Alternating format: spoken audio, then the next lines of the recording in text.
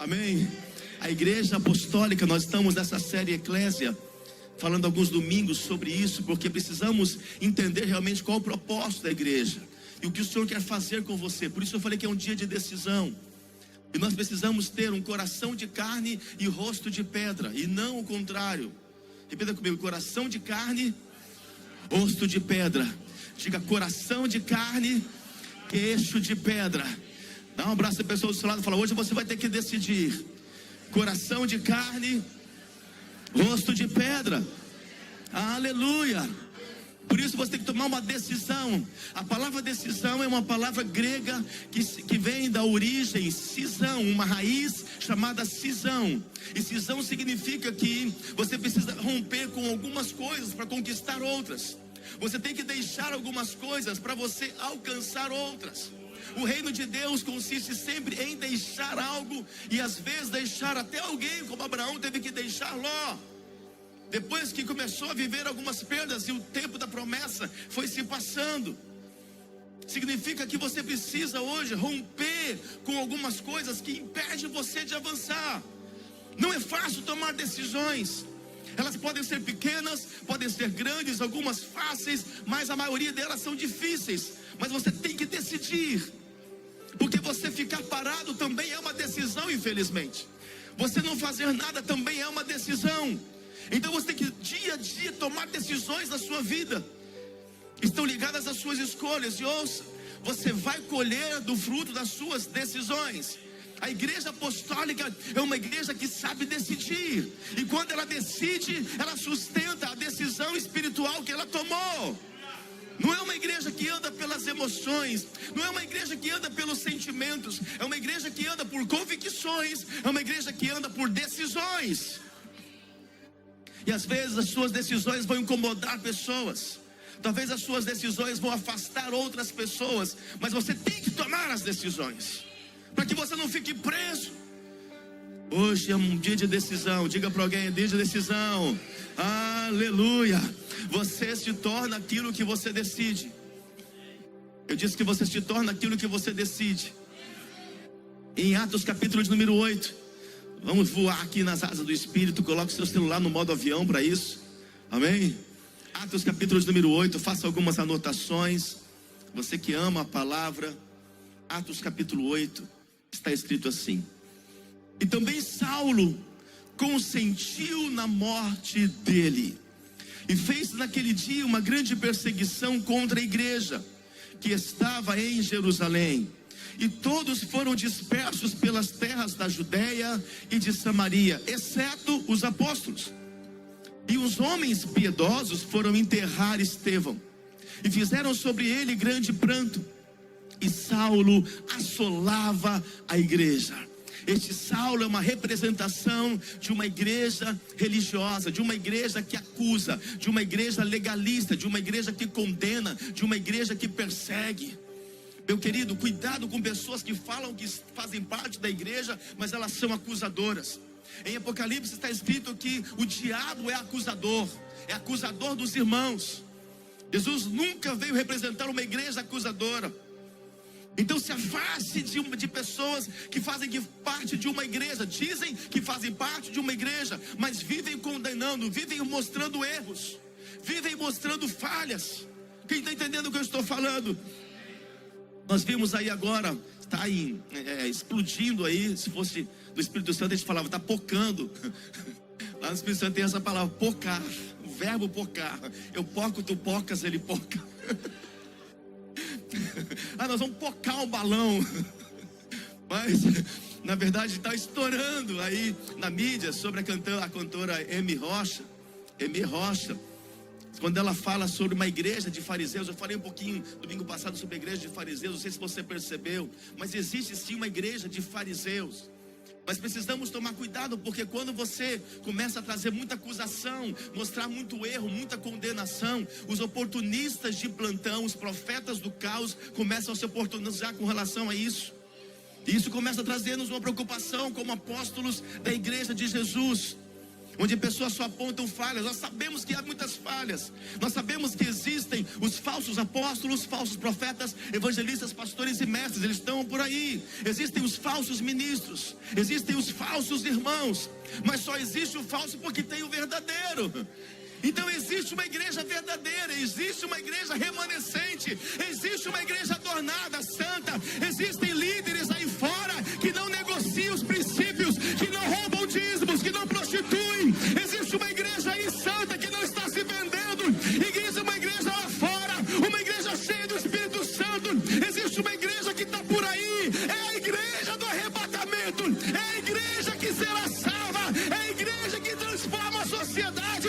Essa igreja, ela está por aí, de líderes, de homens e mulheres incorruptíveis. Se você faz parte dessa igreja, se expressa. Uou! Uou!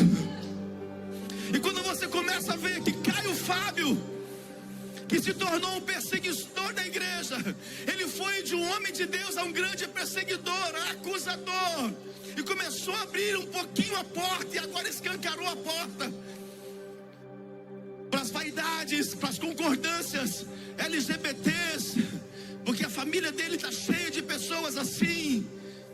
E quando você vê Lana Holden também, do mesmo jeito, concordar com algumas coisas, é um anúncio de um perigo. Eu sei que o que essa cantora ministrou veio do coração. Creio que Deus falou com ela. Eu creio que existe essa igreja, mas precisamos tomar cuidado com a acusação. Sabe por quê? Porque os desigrejados nascem por meio de insatisfações no meio da igreja. É assim que nascem os desigrejados. Não querem saber de igreja, sendo que é como igreja, quando nos reunimos, que nos tornamos corpo de Cristo. O apóstolo Paulo, ele disse: congregai-vos. Outra vez vos digo, congregai-vos. Nós precisamos congregar como igreja também, porque você não é igreja lá fora, você é uma pedra viva apenas. Amém? Você é um membro do corpo, mas juntos nos tornamos o corpo de Cristo aqui reunidos. Não é uma denominação, são vários homens e mulheres santos, irrepreensíveis, incorruptíveis, que estão buscando viver uma santidade. Mas há muitas pessoas que são oportunistas disso. Está vendo? A igreja é assim. Não, tem pessoas sérias na política, tem pessoas sérias na educação, na economia, na mídia. Tem pessoas de Deus, tem pessoas de caráter, de princípio. Então cuidado para não generalizar. Cuidado. Tem igrejas de Deus, tem igrejas sérias, sim. Tem igrejas de satanistas, tem igrejas de feiticeiros, tem igrejas que estão colocando o nome de igreja, mas não é a igreja de Jesus Cristo, não representa Jesus. Apartai-vos de mim, malditos, porque não vos conheço. Serão aquilo que eles vão ouvir no final. Mas começamos a apontar um monte de erros, um monte de falhas. Comece você a falar mal, algo negativo daquele irmão lá na igreja, e você vai ver que essas pessoas que você falou mal não vão querer nem se aproximar perto dela, nem conhecem, mas porque foi generalizado. Quantos estão entendendo o que eu estou falando? Estão comigo ainda? Amém? Então precisamos começar a discernir o que é realmente uma igreja. A igreja apostólica é a eclésia, que significa chamados para fora. Eu lembro quando fiz no meu seminário, ainda há muitos anos atrás, e ensinava que chamados para fora significa fora do mundo. Nós precisamos estar reunidos aqui dentro. Então a igreja era a igreja fechada, era a igreja que estava aqui. Não, nós fomos chamados para fora, então nós não podemos estar lá fora, vamos ficar aqui dentro. Então no seminário, aquele professor muito bem intencionado, ele me ensinou e ensinou toda aquela turma sobre isso. Nós estamos no ambiente, tudo, vamos ficar aqui é a igreja, aqui nós adoramos. Não, mas depois o Espírito me veio, depois de alguns anos me revelou: não, é lá para fora que vocês têm que ir. Fomos chamados para fora. Aqui nós somos treinados, aqui somos equipados, aqui somos capacitados, aqui nos convertemos, aqui vamos abandonando as coisas do nosso velho homem. É aqui que nós vamos sendo edificados, é aqui que vamos sendo curados. Para quê? Para ser uma igreja lá fora, para representar a igreja de Jesus Cristo lá fora, na Babilônia, no Egito, nos desertos da vida, no ambiente onde nós estamos. Uou! É lá fora. Nós estamos aprendendo, e aqui nós estamos deixando alguma coisa, aprendendo outras coisas, para representar a igreja somos a igreja estendida. Como corpo estamos aqui reunidos, mas lá fora faremos a diferença. Lá no teu reino, onde você está, lá você tem que fazer a diferença. Porque muitas pessoas não conseguem chegar aqui, dizem que vêm. Às vezes a gente vai lá para o futebol, né? Alguns estão convertidos aqui, graças a Deus. Até o pastor Moisés converteu no futebol, veio para cá, aleluia. Mas tem alguns que falam assim, eu vou lá, mas não conseguem vir. Até querem vir, pastor Moisés, mas não conseguem vir. Então nós precisamos ir como igreja até eles. Precisamos apresentar o reino de Deus a eles. Uau! Somos a igreja estendida, diga aleluia. Então ele continua dizendo aqui: mas os que andavam dispersos iam por toda parte anunciando a palavra. E descendo Filipe, a cidade de Samaria, lhes pregava a Cristo. Quando houve uma dispersão, quando houve uma perseguição, mesmo eles tendo que sair dos lugares onde eles estavam pregando a palavra. Os apóstolos ficaram, mas a igreja, ela começou a se dispersar e por onde eles iam. Inclusive Filipe começou a pregar a palavra, começou a falar de Jesus, começou a dar testemunho de vida. Diga glória, aleluia. Pois que os espíritos imundos saíam de muitos que os tinham, clamando em alta voz, e muitos paralíticos e coxos eram curados. Algo poderoso estava acontecendo. Sabe o que é, queridos? Você viver anos e anos e anos, e quando acontecia uma enfermidade, não tinha médicos que curavam, e a pessoa sabia, deu febre, pronto, vai morrer. Pegou uma infecção, vai morrer. Não tem remédio, não tem médico que cure, não tem ninguém que venha curar. Existiam alguns falsos curandeiros que faziam os benzimentos, as coisas todas, mas nada acontecia. Sabe o que é uma pessoa está endemoniada, possessa por um espírito maligno, ou uma pessoa com lepra, e não tem ninguém que podia fazer nada, está leproso, está afastado da sociedade, vai morrer ali, até que chegou Jesus. E começou a fazer coisas que não existiam. Leprosos sendo curados, cegos voltando a enxergar, mudo a falar, surdo a ouvir. Colocava as mãos em pessoas que estavam endemoniadas há anos. Demônios jogavam no fogo, jogavam na água, muita dor, sofrimento. Jesus ia lá e libertava essas pessoas. Porque Jesus veio trazer uma igreja da reforma, uma igreja diferenciada. Mas a igreja religiosa, representada pelos fariseus, pelos sacerdotes da época, perseguia Jesus. Porque a igreja religiosa tem dificuldades de aceitar as novidades. A igreja religiosa, ela não quer ser reformada. A tradição impede muitas pessoas de mudarem. As pessoas têm dificuldade de mudarem. E mudanças transformam. Você tem que abrir o teu coração para mudanças. Deixar de ser essa pessoa fechada, de coração de pedra, e ter um coração de carne para viver mudanças. Vocês estão diante de um homem, de uma pessoa aqui que tinha dificuldade com mudança, até com casa.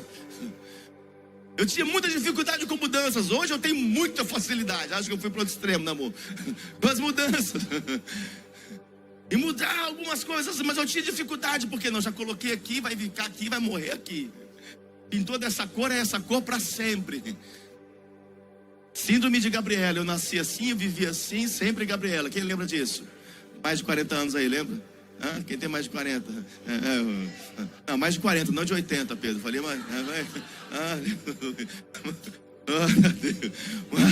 mas nós vamos vivendo assim, sem querer mudança. Muitas mudanças, muitas vezes machuca, dói. Mas faz parte de uma decisão, eu preciso mudar. O que o Espírito Santo quer fazer quando nos reunimos como igreja? Trazer uma mudança que gere transformação. As mudanças sempre querem da parte de Deus trazer uma transformação. E havia grande, no verso 8, a grande alegria naquela cidade, meu Deus. Em meio às perseguições, em meio às acusações, em meio às dificuldades, havia alegria. Sabe por quê? Porque a alegria do Senhor é a nossa força. Alegria não está ligado a você ter, está ligado a você ser. Alegria é um estado de espírito, diga aleluia. Estava ali um certo homem chamado Simão, que anteriormente exercera naquela cidade a arte mágica, ou seja, o engano, o ilusionismo, e ganhava dinheiro com isso.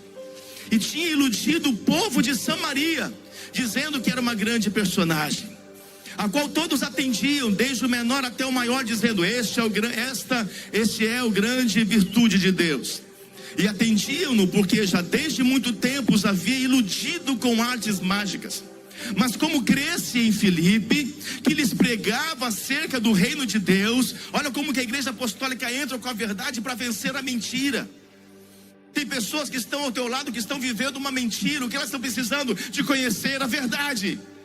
João 8,32: e conhecereis a verdade vos libertará. A verdade é Cristo. Tem pessoas que estão vivendo uma mentira. Que mentira é essa, apóstolo? Uma mentira em que elas já tiveram como uma verdade: você é incapaz, você está velho, você está novo, você não pode, você não tem ninguém que ajuda, você está solitário, você é um depressivo, você é um burro. E vamos tomando essas mentiras como verdade. Por isso que nós precisamos levar a verdade de Cristo a essas pessoas. Porque você não é aquilo que o mundo diz que você é. Você não é o que o diabo diz que você é. Você não é o que as pessoas dizem que você é. Você é o que a Bíblia diz que você é. Essa é a verdade de Deus. Você é ungido, você é um escolhido. Oh! Você é um salvo, um abençoado, capacitado. Sabe por quê? Porque Deus não te fez incompleto.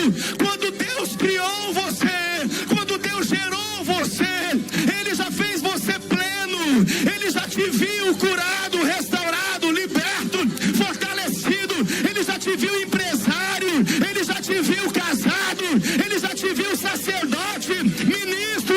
Ele te viu completo. Ele não te viu pela metade. Ele já te enxergou. Você não é uma mentira. Você é a verdade de Deus. E atendiam-no, porque já desde muito tempo os havia iludido com artes mágicas. Mas como cresce em Filipe, lhes pregava acerca do reino de Deus, e no nome de Jesus Cristo se batizavam tanto homens como mulheres. E creu até o próprio Simão, que o sal estava sobre Filipe. Creu até o próprio Simão, tomado por mentiras, tomado por engano, tomado por ilusionismo, sacerdote do diabo. Meu Deus. E sendo batizado, ele foi batizado. Posso ouvir um aleluia? Ele diz: ficou de contínuo com Filipe, e vendo os sinais e as grandes maravilhas que se faziam, estava atônito. Os apóstolos, pois, que estavam em Jerusalém, ouvindo que Samaria recebera a palavra de Deus, enviaram para lá Pedro e João. A igreja apostólica é uma igreja evangelística. A igreja apostólica é uma igreja que ama vidas. E eu estou diante de um desafio aqui. Nós estamos crescendo em toda a nação Manancial.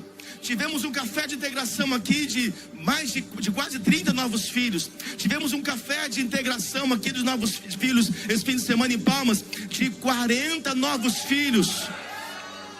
Vamos chegar a 3.000 em Palmas. E o meu desafio, porque precisamos ter meta, objetivo e desafio, nós vamos chegar até o final do ano 500 pessoas, 500 almas, 500 salvos, 500 novos ministros, líderes do Senhor.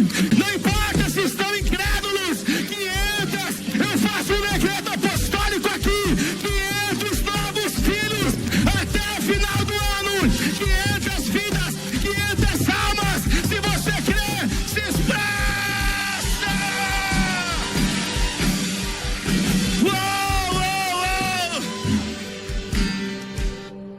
Não tem como falar de Samaria sem falar de Filipe. O evangelista Filipe revolucionou Samaria, pregando a verdade, pregando a palavra, pregando o evangelho. E quando ele falava, pessoas eram cheias do Espírito Santo. Por quê? Porque ele estava cheio. Você não pode queimar pessoas se você não está queimando. Por isso que eu gosto de andar com os dois grupos de pessoas. Eu gosto de andar com jovens e também com pessoas mais maduras do que eu, um pouco mais velhas do que eu, porque eu aprendo com os jovens a força deles. Você conversa com jovens, eles estão sonhando. Eu quero ser isso, eu quero ser um apóstolo, eu quero ser um empresário, eu quero estar no reino da mídia, eu quero ser um juiz, um advogado, eu quero ser um empreendedor, eu quero, isso me impulsiona. Eu gosto de andar no meio dos jovens. Eu gosto de andar no meio dos mais velhos para aprender com a maturidade deles. A maturidade deles, a experiência que eles têm. Carregam muita experiência de erros e também de acertos. Então entenda que se levanta Filipe para trazer uma grande transformação. Você tem algo da parte de Deus que pode transformar pessoas, queridos. Jesus está voltando, Ele está com pressa. O Senhor tem me alertado no meu secreto. Eu tenho pressa. Ele está dizendo: acelera, sai desse conformismo, sai desse ambiente em que vocês estão. Acelere. Então a igreja apostólica é uma igreja evangelística. É uma igreja que ama vidas. Eu quero falar algo com você, olha bem aqui os meus olhos. É bem capaz de pessoas que não conseguem salvar vidas não estarem salvas. Assim como é impossível um cego guiar outro cego. Uma grande característica de que você está salvo, que você é cheio do Espírito Santo, é que você consegue colocar isso dentro delas.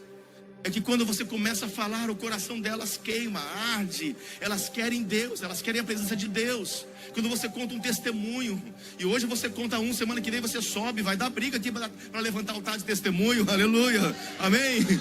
Estamos inaugurando aqui uma fila imensa de altar de testemunho. Você quer fazer parte dela? Diga aleluia. Daquilo que Deus fez, daquilo que Deus vai fazer na tua vida em nome de Jesus. Eu libero sobre ti você levantar esses altares de gratidão ao Senhor, de reconhecimento ao Senhor. Então entenda que houve grande salvação, porque a igreja é uma igreja evangelística. Você não consegue incendiar pessoas. As pessoas às vezes elas querem: porque eu quero ser profeta. Por quê? Porque ela está vendo o profeta agindo aqui. Eu quero fazer parte do ministério de louvor e adoração. Por quê? Porque está vendo alguma coisa acontecer aqui. Eles abrem os céus, rasgam os céus. Eu quero fazer parte do ministério de dança. Que legal essas coisas, essas loucuras que a cooperadora Elaine faz com a equipe. Pega a Bíblia, pega isso, faz aquilo, faz aquela cara que o diabo corre e vai. Eu quero isso, aleluia. E pega a espada e luta. Que é isso? Tá louca? Tô louca. Quem faz as coisas por Jesus é assim, amém? Então, mas muitas pessoas não querem fazer aquilo, ou ser as pessoas que estão por trás dos bastidores. Nós queremos fazer aquilo que é aparente, mas não queremos fazer aquilo que está escondido. Mas é o Pai que nos vê em secreto que nos recompensa. É o Pai que nos vê em secreto, você salvando aquela vida lá no seu carro, lá no seu transporte, onde você está falando alguma coisa, tentando colocar palavras de Deus na vida delas. É isso que vai te dar galardão. É isso que vai abrir portas de milagres na sua vida. Muitos talvez não querem ser evangelistas, porque não vê uma ação dos evangelistas, é o trabalho deles. Muitos não querem ser alguns outros ofícios, ministros, porque não vê o trabalho deles. Mas a igreja apostólica é uma igreja evangelística. Então até Simão o mágico, ele recebeu a Cristo e foi batizado. Simão o mágico, endemoniado, meu Deus. Ele foi diácono, ele trabalhou com Filipe, ele estava ganhando muita gente, até o Senhor chegar para Filipe. Filipe ganhando muitas vidas, ele pega Filipe e envia para o deserto. Porque de vez em quando Deus nos tira do meio da multidão, do meio dos holofotes, e nos leva para o deserto. Quem está entendendo? Deus é especialista em nos tirar dos lugares de conforto, os lugares de brilho, para nos levar a lugares aonde muitas vezes nós não queremos ir. Por isso que Jesus deixou de pregar para uma multidão de mais de 20 pessoas e disse: fique aqui hoje. E você que prega, João? Mas eu sim, você que vai pregar hoje, porque eu vou lá atravessar o mar da Galileia e eu vou lá em Gadareno, na cidade de Gadareno, porque tem uma pessoa endemoniada há anos, rejeitada pela sociedade, fazendo parte da escória, abandonada, não tem vida social, vive se cortando. Eu vou lá. Meu Deus, Jesus atravessou e foi lá e salvou aquele homem. Sabe o que ele se tornou? Aquele homem, o ex-endemoniado de Gadara, se tornou um grande evangelista. Quando eles chegam juntos ali, agora em terra, em Jerusalém, ele disse: eu quero ir contigo, Senhor. Não. Você vai evangelizar Decápolis. Decápolis, a palavra deca significa 10. Você vai evangelizar as 10 cidades que estão por aqui. E uma delas, a que fazia parte, era a cidade de Damasco. Ele, como um evangelista, ele rasgou os céus, ele abriu os céus. João Batista foi um profeta, mas também foi um evangelista. Porque a igreja apostólica, ela é profética também. Diga amém por isso. E agora, sabe quem que se converteu no caminho de Damasco? É alguém, um ex-endemoniado, que Jesus foi lá pagar o preço. Porque quando você salva um, não está salvando um, está salvando uma geração. É uma geração que está sendo salva, é uma geração que está sendo liberta. E agora ele começa a liberar palavras: Jesus reina, Jesus salva, vem aí, é o Salvador. Ele começou a falar de Cristo. Os céus de bronze se rasgaram, se abriram. E Saulo, ele conseguiu ver uma luz do sol, uma luz muito forte como o sol que brilhava. E ali ele se converte a Jesus Cristo. Você foi chamado para abrir caminhos. Eu disse que você foi chamado para abrir caminhos. Você quer amar o Senhor de verdade? Começa a amar o que Ele ama. Começa a salvar o que Ele quer salvar. Você é o representante dele aqui nessa terra. Então, não, cuidado para você não se perder no seu achismo, nas suas coisas. Eu. A igreja apostólica não é egocêntrica, ela é cristocêntrica. Cristo é o centro. O meu ego não é o centro, Cristo é o cêntrico. O que Cristo quer é o que eu quero. Meu Deus. Por isso que Jesus disse: a minha comida é fazer a vontade do meu Pai. Sabe por que Jesus, naquele episódio da mulher no poço, tirando água, sabe por que aqui Jesus estava ali naquele momento? Mas antes de chegar ali, ele disse: eu quero que vocês vão lá e vão buscar comida, porque nós estamos com fome. Vão para lá, enquanto isso eu vou criar algo aqui. E foi lá onde estava aquela mulher tirando água do poço. Quando acabou, Jesus fez o que tinha que fazer. Chegaram os discípulos. Jesus libertou aquela mulher que tinha os seus 6 maridos. E vieram para trazer comida para Jesus. Jesus não comeu, sabe por quê? Porque a comida de Jesus era fazer a vontade do Pai. A nossa comida, nosso desejo tem que ser fazer a vontade do nosso Pai. O Senhor está hoje levantando uma igreja de remanescentes. Há uma igreja aí fora que é uma igreja perdida. É uma igreja que vai passar pela grande tribulação. Eu creio que há fundamentos na Bíblia para as duas coisas. Há fundamento na Bíblia que a igreja vai passar pela grande tribulação. E há fundamento na Bíblia que a igreja não vai passar pela grande tribulação. Vamos passar pela tribulação. Vamos até os 3 anos e meio, porque serão 7 anos. Haverá alguém nesses próximos dias que vai se levantar promovendo a paz mundial, colocando apenas uma moeda.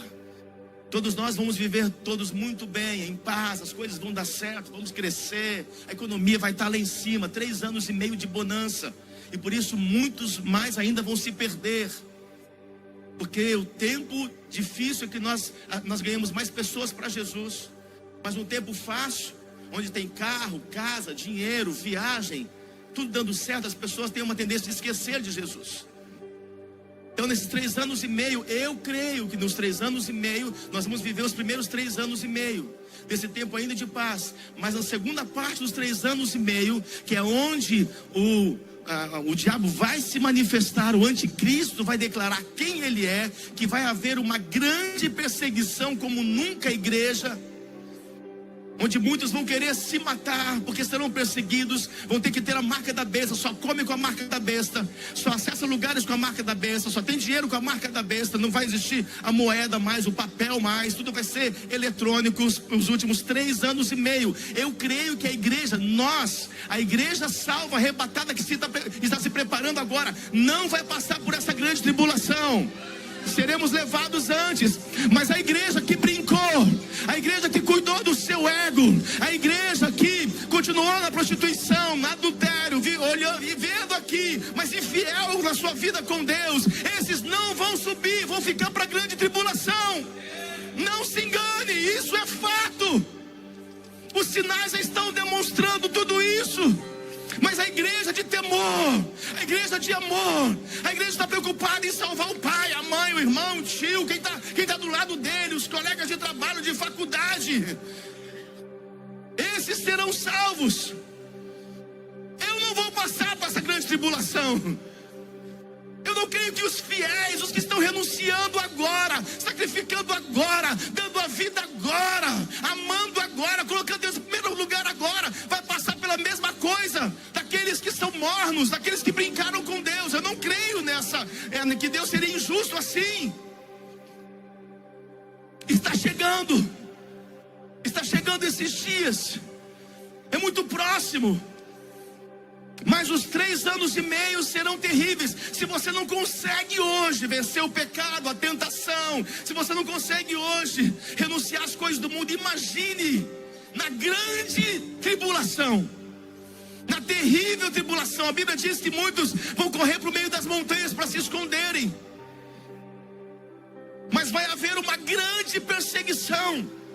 Você vai ser localizado pelo chip, ou você vai ser localizado por alguém, por satélites. Não tem onde se esconder. Então você tem que escolher. Ou você se posiciona agora, vive o que Deus tem para você ainda nessa terra. Deus tem milagres para você nesse tempo ainda. Deus tem casamento para você ainda. Deus tem faculdade para você ainda. Deus tem ministério para você ainda. Deus tem família para você ainda. Deus tem dupla honra para você ainda. Porque tudo isso vai atrair muitas pessoas que não conhecem a Jesus. Eu quero profetizar que esses últimos dias da igreja da terra haverá muitos milagres, muita restauração, muitas curas, muitos sinais, muita prosperidade, muito avanço. A igreja do Senhor não é derrotada, a igreja não é falida, é uma igreja santa e adornada. Se você crê aí, se expressa, querido. Aplauda, aplauda, aplauda, aplauda.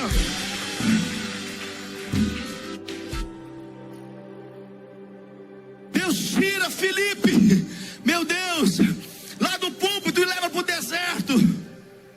Porque Deus tira algumas coisas de nós para nos entregar algo melhor. Entenda isso, olha aqui, fita os seus olhos aos meus. Deus tira algumas pessoas do teu lado, do teu redor, porque Ele ouve conversas que você não ouve. É Ele que tira. E você falou de tal, me deixou, me abandonou, me largou, não quer namorar comigo, aquele meu colega, minha amiga, não fala mais comigo. É livramento, querido. Eu entendi isso. Não queira levar com você até o teu destino todos que começaram com você. Muitas pessoas vão começar com você, nem todos vão terminar com você. Muitas vão começar a sua trajetória, mas não vão até o fim, porque você vai fazer escolhas tão decisivas, tão espirituais, que eles não vão suportar. Porque as suas escolhas, que são escolhas de santidade, de família, de princípios, porque você escolheu, você agora está avançando, prosperando. Muitos não vão ter coração, não vão suportar estar ao teu lado. Deixa Deus tirar. Não é perda, é livramento. Quem quer viver livramento, diga aleluia. Deixa Deus arrancar, porque talvez algumas pessoas estão impedindo a promessa de se cumprir na sua vida. Mas muitas vezes estamos obstinados a ter aquilo que Deus não tem mais, a querer o que Deus não quer mais. E você coloca o teu coração em coisas erradas, em pessoas erradas. E a Bíblia diz, o apóstolo Paulo nos diz que a obstinação é como um pecado de idolatria. E todo pecado de idolatria cega as pessoas. E a pessoa quer porque quer. Ela quer um relacionamento. Ah, mas ele me agride. Mas eu quero. Chama a polícia vem. Não prende ele não. Aí vai, apanha de novo. E quer ainda. Obstinação, cegueira, escravidão. E Deus está querendo libertar você. Quantos entendem isso? Nós temos dificuldade de liberar algumas coisas, porque falamos, foi Deus que deu. Mas de vez em quando até o que Ele dá, Ele tira, para te entregar algo melhor. Quantos entendem isso? Eu tive dificuldade, ministerialmente falando, de ver algumas pessoas nos deixando. Mas depois pelo fruto eu vi, obrigado, que foi o livramento, Senhor. Na hora a gente não entende, mas depois você viu que o coração já estava errado. O coração já não estava mais ali.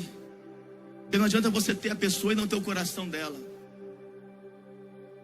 Não adianta eu ter a minha esposa e não ter o coração dela. Não adianta eu ter os meus filhos fazendo as coisas e não ter o coração deles. Não adianta a Ana estar aqui se o coração dela não está aqui. Quantos entendem isso? Teu coração precisa estar ali, um coração quebrantado, um coração amolecido. Então Deus, Ele está separando pessoas nesses dias. Estamos nos dias mais poderosos da igreja na terra. O Senhor está separando os remanescentes, está limpando a igreja. Sujo, como diz a palavra, vai se sujar mais, mas o santo vai santificar mais. O fiel vai ficar mais fiel, o infiel vai ficar mais infiel. O mentiroso vai mentir mais, mas o verdadeiro vai falar mais verdades. Tudo vai ser muito extremo. Não vai ter meio termo, não vai ter como se esconder. Malaquias 3:18. Então nós vamos conhecer a diferença entre o que serve a Deus e o que não serve, entre o que é justo e o que não é justo. Será notório o que vai acontecer. Você vai olhar para as pessoas e vão ver: essa é de Deus, essa não é. Essa tem frutos, essa não tem. Essa tem o Espírito Santo, essa não tem. Então é um falso cristão, é um falso apóstolo, é um falso mestre. Que o coração revela isso. Pessoas hoje que estão atacando a igreja, como muito bem diz a apóstola Virna, numa das pregações, das ministrações dela, são os inimigos da cruz. Porque os pequeninos estão se afastando, porque há pessoas, os inimigos da cruz, que estão falando mal da igreja. Ah, mas a igreja me atacou. A igreja não, foi o João, a Maria. Mas aquela igreja, não toque na igreja. Foi o Paulo, foi aquele líder, foi aquele pastor, foi aquele bispo, aquele apóstolo. Foi ele, não foi a igreja. Não coloca tudo no pacote. Algumas pessoas fizeram coisas erradas, te feriram, te machucaram, mas não toca na igreja. A igreja é de Deus, a igreja é de Jesus Cristo, a igreja é dos chamados para fora, a igreja é o que o Senhor está trabalhando para ser salva, para ser santa, para ser arrebatada.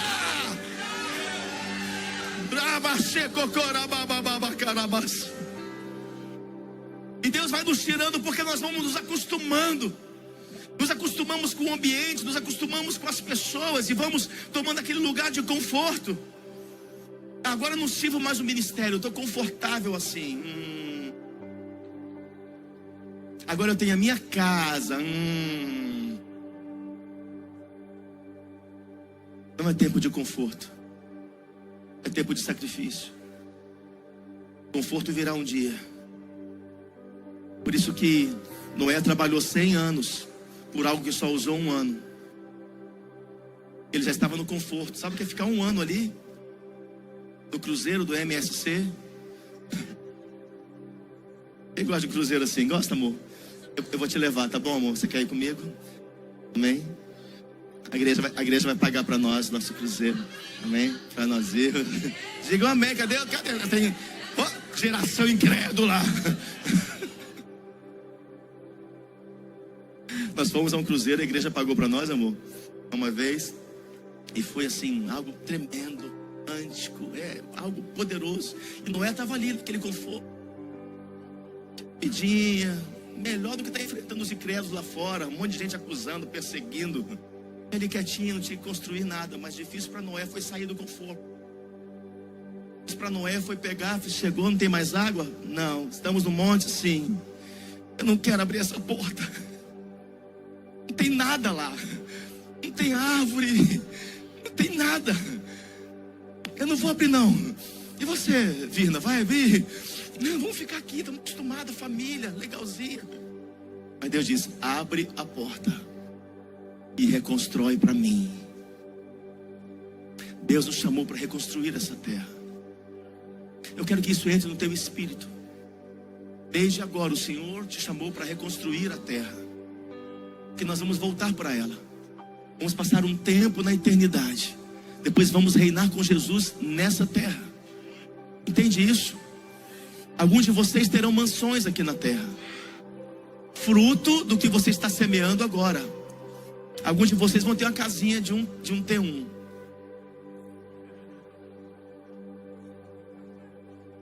Outros um T0.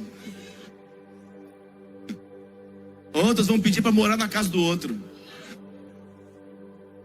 Eu sinto muito, mas na minha você não vai não. Tô suando pra caramba, tô sangrando a besta, renunciando, entregando tudo. Vai, virgem prudente. Já era, fechou, acabou. Então você está reconstruindo hoje o seu futuro. Eu vou repetir, hoje você está reconstruindo o seu futuro. Você vai ter nessa terra as patentes, o governo, a autoridade e os bens que você hoje está semeando. Sabe aquele iate, aquilo que você vê como jogadores, aquelas casas? Tudo pode ser teu. É isso. É isso. Agora você acha que vai ser todo mundo quando viver aqui nessa terra, todo mundo em mansões, com seus iates, helicópteros, aviões, com quem não sacrificou nada, com gente infiel, com gente que não ganhou vida? Vai ser a mesma coisa? Não vai. Você está construindo, reconstruindo o seu futuro. Então Deus chamou Noé para reconstruir, mas Noé, ele se perde novamente. Deus deu uma vinha para ele começar, era para ele prosperar, enriquecer, sustentar, ganhar dinheiro. Ele vai se embriagar com a vinha. Cuidado para você não se embriagar com aquilo que Deus está te dando. Deus te deu a empresa, cuidado não se embriagar com ela e abandonar o Senhor. Deus te deu um carro, cuidado não se embriagar com ele e não vir mais para as reuniões. Deus te deu um casamento, cuidado não se embriagar com ele e ficar um com o outro. Hoje eu não vou, não, eu também hoje não vou, então não vamos junto, não. Acordo das trevas.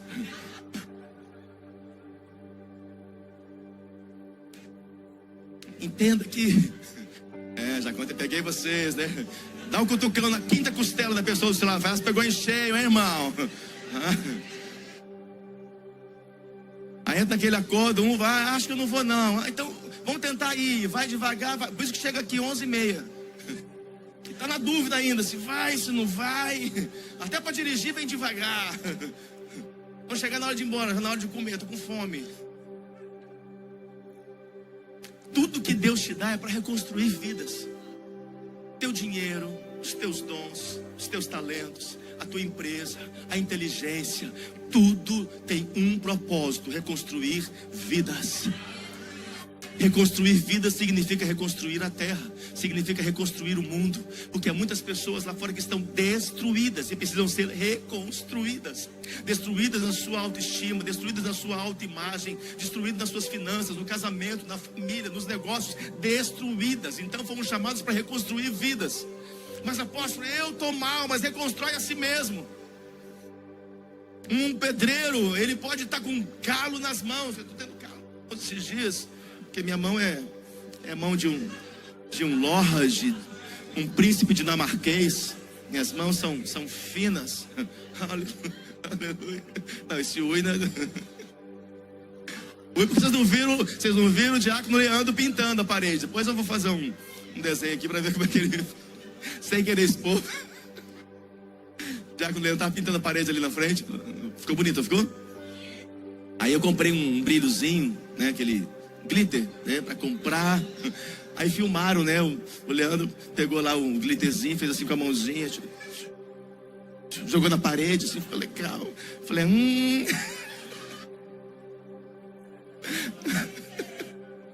É por isso que ninguém veio. Não, eu perdoa. Parabéns, ficou, ó, top, perfeito, é lindo, foi? Vamos aplaudir o Senhor por isso. Top. Eu tenho os melhores. Aleluia. Então tudo que Deus te dá é para o reino. A tua visão tem que ser uma visão de reino. Teu dinheiro primeiro, esse aqui é do reino. Os meus dons é para abençoar pessoas, reconstruir vidas, é para abrir os templos, para abrir as igrejas. E quando Felipe vai ao deserto, o Espírito disse: achega-te a carroça. E ali tinha um eunuco lendo as escrituras, um eunuco. Deuteronômio 23, verso 1, fala um pouquinho. Deuteronômio 23, verso 1. Qualquer que tenha os testículos esmagados, ou tenha amputado o membro viril, não poderá entrar na Assembleia do Senhor. Era aquele que tinha o órgão genital cortado, ou por opção ou não. Os eunucos eram servos, escravos do rei, mas eram pessoas de confiança do rei. E agora chega o Espírito de Deus por meio de Filipe para aquele que a lei dizia que não ia mais participar da congregação e prega o evangelho. Filipe se aproxima, saiu lá do meio, amor, de uma multidão de pessoas, e se aproximou da carroça, olhou que tinha ali um eunuco e perguntou: o que você está lendo aí? E a carroça andando, é assim o barulho, né? O cavalo andando, a carroça andando. Eu nem saí isso. E Filipe chega do lado e... Eu estou lendo aqui o livro do profeta Isaías. Você está entendendo? Não, como é que eu vou entender se ninguém me explica?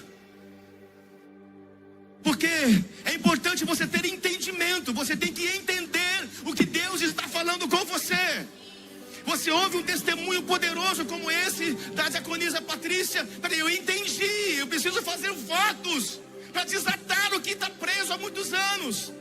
Peraí, eu entendi que eu estou reconstruindo vidas. Eu entendi que tudo que é meu é para que Deus me dá, é para abençoar pessoas, é para o reino.